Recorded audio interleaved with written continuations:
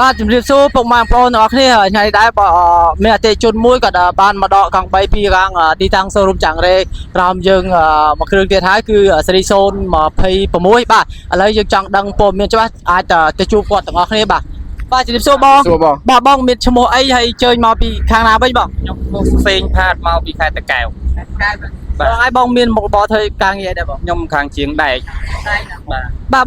បងដាក់ពាក្យស្នើសុំបងលួសហ្នឹងគឺតាមរយៈស្ថាប័នអីគេដែរបងតាមស្ថាប័នអីគេបងតាមខេន Capital បាទអញ្ចឹងចំពោះឯកសាររបស់ខាង Capital មានសិក្សាងាយស្រួលទេហើយមានសភាព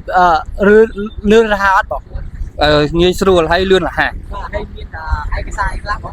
ឯកសារមានដូចជាតញ្ញនបានត្រូវគ្រួសារហើយនឹងពុទ្ធកំណើតបាទបងបាទហើយចុះរងហើយបងក្រៅពីរត់កង់3បងមានរបរជាការងារខ្លះដែរបងខ្ញុំការងារជាងដែកចឹងជាងដែកណាបងណាអញ្ចឹងបងមូលហេតុអីដែលបងជ្រើសរើសយកប្រភេទកង់3បាចាចបងកង់3បាចាចវាបានចេញសេរីខ្ពស់ហើយរចនាម៉ូដស្អាតបាទហើយណាមួយសេវាល្អបាទពាក់ព័ន្ធទៅនឹងគុណភាពពាក់ព័ន្ធទៅនឹងការសំចៃមិនដែរបងវាស៊ីក្រាស់តិចសំចៃបាទអញ្ចឹងជាចុងក្រោយសូមឲ្យខាងលោកគ្រូខេមដែលមានមតិយោបល់អីអាចសាកសួរព័ត៌មានទៅខាងគាត់ដែរបាទនិយាយទៅបងស្គាល់ Claim Capital តាមយ៉ាងអីដែរស្គាល់តាមធនាគារបាទហើយដល់ពេលឥឡូវថ្ងៃនេះគឺបដកកង់3ឯងបាទអញ្ចឹងមានអារម្មណ៍មិនដែរមានអារម្មណ៍ដែលសភើសប្បាយបាទតែឃើញក្រុមហ៊ុនសេវាល្អបាទទាំងចុងក្រោយមានអីមានជូនពរបងឲ្យសុខសប្បាយរស់ស៊ីចេះមានបានកាក់កបមកណា